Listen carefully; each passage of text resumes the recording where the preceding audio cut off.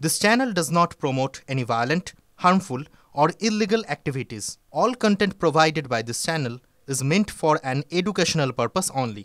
যাচ্ছে লেখা ইয়ার কি কথাবার্তা না সেই চোরকে চুরি করতে বলতে ঘোড়া লাগা সাবধান হতে বলছে। শোনেন, বাংলার মানুষ বুঝতে পেরে গেছে, বাদ দেন, আর ভালো লাগে না ওর কথায়। বাংলার মানুষ এসে চোরকে চুরি করতে বলছে, ঘোড়া লাগা সাবধান হতে বলছে। হ্যাঁ,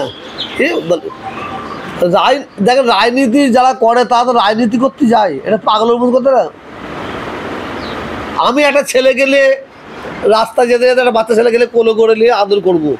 আমার একটা চিন্তা ভাবনা আলাদা, যে হযরত মুহাম্মদ সাল্লাল্লাহু আলাইহি ওয়াসাল্লাম উনি বাচ্চা ছেলেদের ভালোবাসতো, উনি তাদের মাথায় হাত বুলোতো, আমি তাকে একটু আদর করছি। আর নওশাদ সিদ্দিকী যেতে যেতে একটা ছেলেকে কোলে করলে আদর করছে। উনি তো আদর করছে কেন? উনি তো রাজনীতি করছে। উনি মমতা ব্যানার্জি, এই কী বলে, শুভেন্দু অধিকারী, যারা রাজনীতি করে তারা রাজনীতি ফয়দা নেওয়ার জন্য সব জায়গায় যায়। নওশাদ সিদ্দিকী যত জায়গায় গেছে, মানে প্রার্থী হওয়ার আগে, এই পরে সব রাজনীতি ফয়দা নেওয়ার জন্য গেছে। মমতা ব্যানার্জি যেখানে যাবে রাজনীতি ফয়দার জন্য যাবে, তো শুভেন্দু অধিকারী যেখানে যাবে সে রাজনীতি ফয়দা নেওয়ার জন্য যাবে, এটা আমি মনে করি। তবে ফুরফুরা শরীফ হচ্ছে ভারতের দ্বিতীয় মুসলিম তীর্থভূমি। আমার ফুরফুরা শরীফ পীর জাদা, পীর সাহেবরা, আমরা সবসময় আমাদের মধ্যে একটু ভুল বোঝাবুঝি থাকতে পারে, বড় সংসার, কিন্তু আমরা কোনোদিন এই ফুরফুরা শরীফকে বড় মার কি বলে আর ওই মতুয়াদের মতো করতে দেবো না, কথা বলেন না। কারণ নওশাদ সিদ্দিকী যেভাবে কাজ করেছে, ভাঙড়ে বহুত মানুষের প্রাণ গেছে, এতে মানে পীর আবু বকর সিদ্দিক রাহমাতুল্লাহ আলাইহে তাঁর ভক্ত মুরিদরা তাতে মর্মাহত, তাতে দুঃখিত, ওর ওপর কেউ খুশি নয়, বইটা বলতে পারি। কত কথা বলার সময় পাবো জানি না, আর আমি চাই না ওনাকে এখানে আসার পরে ওনাকে বিরক্ত করা উচিত বলে আমি মনে করি না। তো পশ্চিমবাংলার মুখ্যমন্ত্রীর কাছে আমাদের ফুরফুরার পীর জাদাদের তরফ থেকে আমাকে নিজে তারা বলেছে, যেদিন আপনার সোশ্যাল মিডিয়া বলছি, এখানে একটা আলিয়া ইউনিভার্সিটির ক্যাম্পাস হয়ে গেছে, উদ্বোধন হয়নি, 5 বছর আগে হয়ে গেছে। এইটিই তো আমাদের দুঃখ, হয়ে গেছে। ওই ক্যাম্পাসটা যেন ফুরফুরা শরীফের পীর আবু বকর সিদ্দিক রাহমাতুল্লাহ আলাইহির স্মরণে হয়। আর 100 বেডের হসপিটাল মুখ্যমন্ত্রী করছেন মানুষের জন্য, ওইটা যেন পীর আবু বকর সিদ্দিক রাহমাতুল্লাহ আলাইহি তাঁর জন্য যেন, তাঁর নামে অনুকরণ করে যেন হয়। আর এই বাংলায় বহুত মহাপুরুষ, বহু ধর্মগুরুদের, যাদের অবদানে বাংলার মানুষ ভুলতে পারবে না, যাদের দিকে হিন্দু মুসলিম সবাই আমরা যাদের হয় ভালোবাসি, সে আবু বকর সিদ্দিক রাহমাতুল্লাহ আলাইহি যেদিন ইন্তেকাল করেছিলেন বাংলা মাসের 3রা চৈত্র, উনি সেই দিন আসছে, খুব একটা ভালো দিনে তিনি আসছেন। আমি আশা করব এবং আমরা সবাই আশা করব উনি ওই দিন এসে ফুরফুরা শরীফে পীর আবু বকর সিদ্দিকীর নামে 3রা চৈত্রের ছুটি ঘোষণা করবে, এটা আমরা আশা করছি। সরকারের টাকা খরচা করে জগন্নাথ মন্দির করা যাবে কি না যাবে এটা আমার জানা নেই। সরকারের টাকা খরচা করে ইফতার মজলিস করা যাবে কি না আমার জানা নেই, কথা বুঝতেছেন না। তা আমাদের একটা দাবি আছে যে দীঘায় যে জগন্নাথ মন্দির হচ্ছে, হয়ে যাচ্ছে, জগন্নাথ মন্দির হোক, এটা আমরা মনে প্রাণে চাই।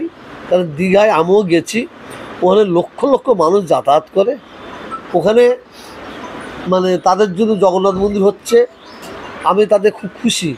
কিন্তু এটাও মুখ্যমন্ত্রীকে জানতে হবে, ওখানে শুধু হিন্দু ভাইয়েরা যায় না, মুসলমান ভাইয়েরা যায়, তো তাদের জন্য একটা মসজিদ কিভাবে করা যাবে, কোন প্রসেসে করা যাবে, ওয়াকফ মানে ওয়াকফ বোর্ডের আন্ডার দিয়ে করা যাবে কি না, এটা ওনাকে চিন্তাভাবনা করার জন্য বলতে পারি।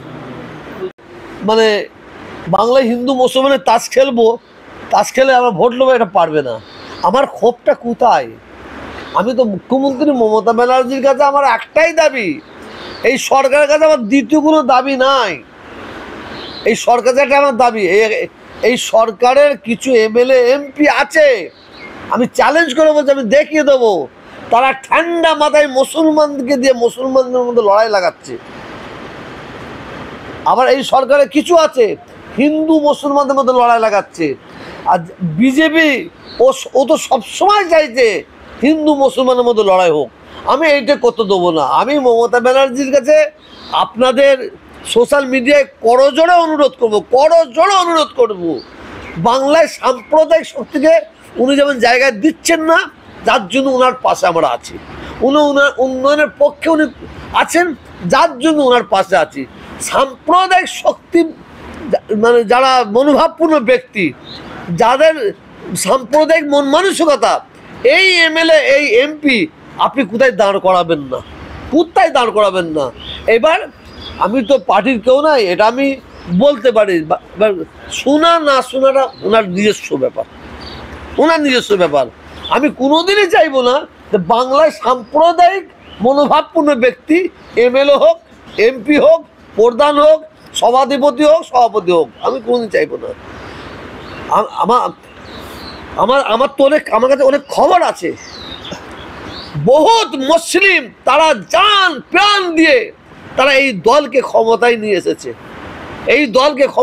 এসেছে। আর কিছু সাম্প্রদায়িকমূলক এমএলএ এমপি তারা বসে ওইগুলোকে সব কাটিং করে বের করে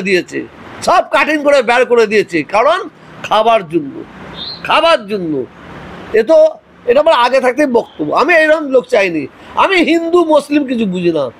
যোগ্য হিন্দু তাকে পদ দেওয়া হোক, যোগ্য মুসলমান তাকে পদ দেওয়া হোক। আর 2 নম্বরই কাটমানি খাওয়ার মালগুলোকে ভাগিয়ে দাও। ও মাল চলবে না।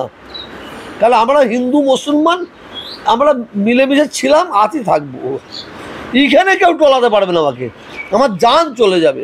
আমি তো বহু জায়গায় বলি, আজকেও বলছি, যদি কোনো একদল মুসলিম তাহলে দলবদ্ধভাবে কোনো হিন্দু ভাইদের হিন্দু ধর্মের মন্দিরে আঘাত করার চেষ্টা করে, যে মন্দিরটা ভাঙবো, যদি আমার কানে পড়ে, আমি মালিকের নামে রোজার সময় শপথ করে বলছি, আমি আগে গিয়ে মন্দিরের সামনে দাঁড়িয়ে মন্দিরকে বাঁচাবো, নিজের জীবন দিয়ে দেবো, মন্দিরে আঘাত করতে দেবো না। এটা সেই বাংলা।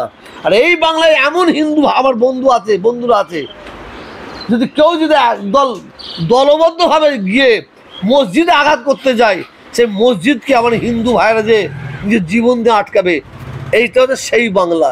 আর সেই বাংলায় সাম্প্রদায়িক মনোভাবপূর্ণ ব্যক্তি এমএলএ হবে, এমপি হবে, সভাধিপতি হবে, সভাপতি হবে, এইটা আমরা মেনে নেবো না।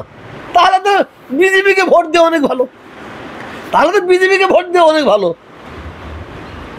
আমি তো ওই জন্য বলি, এদের মধ্যে কিছু আছে যারা দিনের বেলায় তৃণমূল করে আর রাতে আরএসএস বিজেপি করে। এইটি মমতা ব্যানার্জিকে দেখতে হবে। দেখেন, পশ্চিমবাংলার মুখ্যমন্ত্রী মমতা ব্যানার্জি কালকে ফুরফুরা শরীফে মুসাফেখানায় আসছেন। আমি 5 দিন আগে খবর পেয়েছি আমাকে থাকার জন্য বলা হয়েছে। আজকে আবার এসডিও চিঠি দিয়ে গেছে। তো উনি বাংলার অভিভাবক, ওনার শখ, ওনার ইচ্ছা ফুরফুরা শরীফ পীরজাদাদের নিয়ে ইফতার করবে। আমার যাওয়ার দরকার আছে বলে কর্তব্য অনুযায়ী মনে করি, অতএব আমি যাব, এটা ঠিক করেছি। না, বিরোধীদের কাজ করবে, এটা পলিটিক্যাল।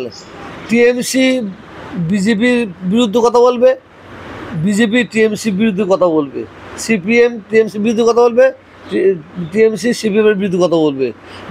এদের কথা এরা সবাই চেঁচাবে, কিন্তু সিদ্ধান্তটা নেবে বাংলার মানুষ সিদ্ধান্ত নেবে। কাউকে ইফতার খাইয়েও ভোট নেওয়া যাবে না, আর কাউকে টাকা দিয়েও ভোট নেওয়া যাবে না। মানুষ উন্নয়ন থেকে ভোট দেবে।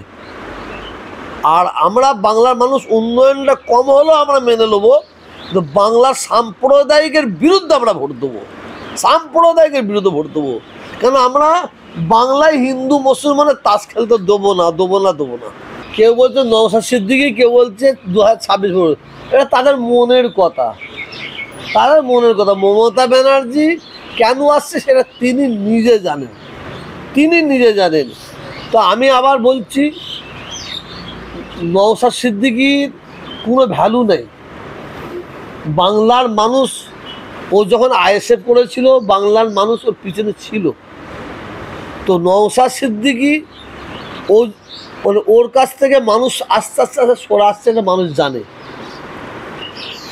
নওশাদ, অনেকে বলছে নওশাদ সিদ্দিকী তৃণমূলে যাবে বলে, এটা খোলাখুলি আপনি বলেন না, তৃণমূলে যাবে বলে এই করছে।